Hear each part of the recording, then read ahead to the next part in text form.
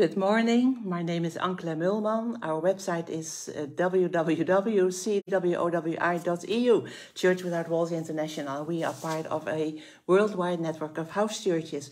Go to our website, you will find a lot of articles, also a lot of good teaching translated in different languages. So if English is not your language, but they are translated into Dutch, into Finnish, into Polish, Romanian, German, many languages. Go there, cwowi.eu. Today I want to talk to you about the importance of a godly mother. Last week we had Mother's Day. I don't know if that was the case in your country, but we did. So that made me think about my own mother. She passed away in 2003, so that's 20 years ago, almost 20 years ago. And she was a godly mother. My father, he knew the Lord, but he was hurt by many Christians, unfortunately. But she always taught us in the ways of the Lord, and she loved us, she prayed for us. And we opened our hearts from young on. I never walked in the ways of the world because of my mother. And I know our children, they all know the Lord, they serve the Lord. I have one sister, she knows the Lord, her children do too. And then the big part is because of my mother, because she was praying for us. And that made me pick up a book that I have in my library. It says The Secret of Hebrew Words. It's from Benjamin Blech. And there it says, when you look up the word mother, the Hebrew word for mother is em, or im you would probably say, and that's the same word as the word if. So what they are saying, it says, if the mother is God-fearing, in all probability, the children will take after her.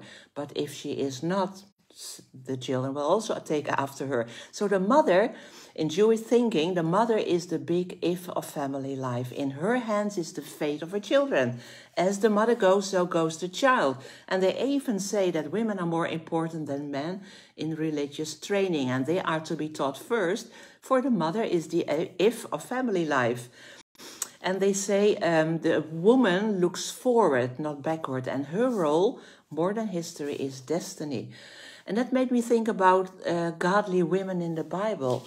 There must be God. There are a lot of godly women in the Bible. But what about those women? What if? And what about the destiny of their child? So it made me think of Timothy. You know, the life of Timothy in the New Testament. It says in 2 Timothy, 1st chapter, verse 5, I call to remembrance, this is Paul talking to Timothy, I call to remembrance the genuine faith that is in you, which dwelt first in your grandmother Lois and your mother Eunice, and I'm persuaded is in you also. So he had a godly mother and he had a godly grandmother, and they believed. And in Acts 16, the first verse, we are told that Timothy was the son of a Jewish woman. Eunice was Jewish. She believed, but Timothy's father was Greek. So think about it. His father was Greek, his mother was Jew. What does the mother do? Was there contention in the marriage? What did he say? No, you are not allowed to talk about the one and only God, because that's what Jews believe in one God. But the Greek believed in many gods and goddesses, and each are in charge of a certain aspect of human life. So what if there was contention, and what if she would not have taught Timothy in the ways of the Lord and taught him the scripture? We would not have the book of Timothy, and he would not have fulfilled his destiny, because there was a destiny for him. It says in the 2 Timothy chapter 3, verse 15, it says, from childhood you have known the Holy Scriptures. So from childhood she taught him about the Lord. So she is a powerful example, and Timothy's grandmother Lois is a powerful example of the influence of what a mother and a grandmother can have on the young man's life. So what if she had not taught him the word? But she saw destiny, so she was responsible for her son's destiny. Then I thought about the mother of Moses. Well, Moses was a very important person, right? He delivered the Israelites out of Egypt. So who was his mother? Well, his story begins in the book of Exodus. The Israelites were enslaved in Egypt. There was a new Pharaoh. After they'd gone to Egypt to escape during the famine, during Joseph's story in the book of Genesis. And Moses' mother, her name is Jochebed. You can find it in Numbers 26. She was a Levite. She had married a Levite, given birth to a son. Actually, Moses, when he was born, he was the youngest. He had a brother, Aaron, and a sister, Miriam. But at the time of Moses' birth, the number of Israelites in Egypt had grown immensely, and the Pharaoh was concerned that they would come to overpower the Egyptians. So he commanded the Hebrew midwives to kill Hebrew baby boys when they were born, but the midwives did not listen. I like that, they did not listen. Then Pharaoh thought, what can I do now? And he gave another decree in Exodus 1st chapter. He ordered all male infants to be drowned in the Nile River, but to let the girls live. Then Moses was born, and his mother Jochebed saw he was a fine child. Other translations says he was beautiful. There's a translation that says he was not an ordinary child. And she hid him for 3 months, and when she could do no longer, she made a basket and put Moses in it, and put a basket among the reeds by the riverbank. And then Jochebed's daughter Miriam watched to see what would happen as Pharaoh's daughter went down to bath, because that was what she always did. And then, of course, the Pharaoh's daughter saw the basket, found Moses. Then Miriam came and said, do you need help? I can find a woman who can nurse the baby. And that was okay. So Miriam brought Moses back to his mother, and she took him and she nursed him. And when he grew older, she brought him to Pharaoh's daughter, and he became her son. And she named him Moses, which means to draw out, because she had drawn him out of the water when she first found him. So Jochebed, Moses' mother, she cared and protected and provided for Moses. And she probably knew there was a destiny on his life. But she was an important instrument of God's purpose in the life of Moses, in the life of the nation of Israel. Hebrews 11:23 mentioned that Moses was hidden by his parents by faith. And they were not afraid of the king's command. So think about it. She acted by faith. What does it mean? Faith is not something that you come up with by yourself. Faith, it's first the grace, and faith comes when there is a grace, a revelation of what the Lord wants to do. So she must have known there was a destiny on that child. There was something more than just a beautiful baby. There was a destiny for Moses. So she protected him by faith. And it says they were not afraid of the king's command. You can imagine, what if they were afraid of the king's command? I said, you know what, if they will find Moses, he will kill us. He will maybe take away my older children, maybe kill them too. So let's just do what Pharaoh says. But no, they were not afraid. And I believe they had a revelation that there was a purpose for Moses' life. So what does it mean to you and me? It means sometimes the enemy comes against our children, and we know there's a destiny. The Lord has something for them to do. Actually, all of us, we have a destiny. There's a purpose in our lives. But when the enemy comes against our children, what do? Are you not afraid of the enemy? Do you do what you need to do in the natural to protect the child like she did? So do what you need to do in the natural and trust God to help you and to protect your children. And as he did with the life of Moses. Then there is another wonderful woman and wonderful mother, the Shunammite woman, in 2 Kings chapter 4. She's described as a wealthy married woman, a woman with influence. She had no child. And she said to her husband, let us set up a guest room for Elisha, because Elisha often passed that way in his travels. And she saw him passing by, and she recognized he was a prophet, he was a holy man of God. So she wanted to set up a guest room for Elisha so he could stay there and get some rest. And her husband, of course, he agreed. And then Elisha asked his servant Gehazi how he could help the woman in return for her hospitality. And Gehazi mentioned she had no son, and her husband was old. And Elisha then called the woman and told her that she would have a son by the same time next year. That word was fulfilled, and the woman had a child. But then, several years later, the boy was out on the field with his father, and he probably had a sunstroke, but he died the same day. What does she do? Did the woman think, the Shunammite woman think, okay, well, I'm glad I had him. I had a son. I know what it is to be a mother. I enjoyed him. I had him for several years. That's just the way it is. It happens to other parents too, other children. Okay, so be it.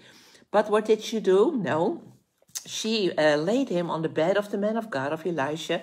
She shut the door, went out, said to her husband she was going to the man of God, and he asked her, of course, why? And she said, all is well. That's all what she said, all is well. She didn't even mention that he had died. So she went to Elijah and she said to him, well, did I ask of a son? You promised me a son. I told you, please do not deceive me. And then Elijah wanted to send his servant Gehazi. But the woman said, no, I will not leave you. Because she said to her husband she was going to the man of God. She wanted the man of God, Elisha, to come with her, go to her son and raise him from the dead. That's what she believed. That's what she had in her heart. So Elisha, okay, he said, okay, if you will not leave me, I will follow you. He followed her, went to the child, and at the end he restored him back to life. That is amazing. Oftentimes it's according to your faith. She could have gone for less and just said, okay, yeah, it's too much for Elisha to go to follow me to my home. Maybe Gehazi is fine too. But she had it in her heart. She would go to Elisha and Elisha would come back with her and he would restore her son back to life. But it's according to your faith. So what do you believe? What do you believe God can do? What is your belief about your children? Maybe they are not physically dead. Maybe they are spiritually dead. You brought them up in the ways of the Lord, but they choose their own way, and they left the Lord, and they walk in the world, and you think, what's going on? But it's according to your faith. Pray for them and believe that God will rescue them, that he will revive them, restore them back to life. Do not settle for less. Do not think, well, that's just the way it is. They are grown up. They have to decide what to do. It's their life. No, you are the if of your family's life. You are their mom. So you are a very important part of their well-being. And actually, rabbinic tradition hold Habakkuk to be the Shunammite women's son. Habakkuk, the prophet that you have in the Bible. Amazing. I don't know if that's true. It could be true. Then there's another woman. There's so many more godly women in the Bible and godly mothers. But I want to mention one more. It's about Hannah, the mother who kept her promise. Hannah was married to a man and he loved her very much, but he also had another wife, Peninnah. And this wife was able to bear children, but you can read in 1 Samuel, 1st chapter, we learn that Hannah had no children. So the other wife, Peninnah, provoked Hannah continually, but Hannah would go to the house of the Lord to pray. And her husband tried to console her and say, don't I mean more to you than 10 sons? Yes, of course, he was very important, but she wanted a son. She wanted a child, and it says in 1st chapter, verse 8, that Hannah prayed to the Lord. She wept bitterly, and she made a vow, saying, O Lord of hosts, if you will indeed look on the affliction of your maidservant, remember me, and not forget your maidservant, but give her a son. Then I will give him to the Lord all the days of his life. And the Lord blessed her, and she conceived, and she bore a son, and she called him Samuel. That means, because I asked the Lord for him. Or it could also be, I borrowed him from God. So she recognized, okay, I asked the Lord, he gave it, but I borrowed him from the Lord. And she did, as she had promised. And when the boy was old enough, it says, after he was weaned, she took him to the house of the Lord and presented him to Eli the priest. They say actually that the children at that time, they were weaned till about 3 years old. Some say he was less than 5 years old, probably 3. Can you imagine? You were asking for a baby and you get a son, and then you promise to give him back to the Lord, but after he was weaned, 3 years old, it's still a young child, and then you have to give him back?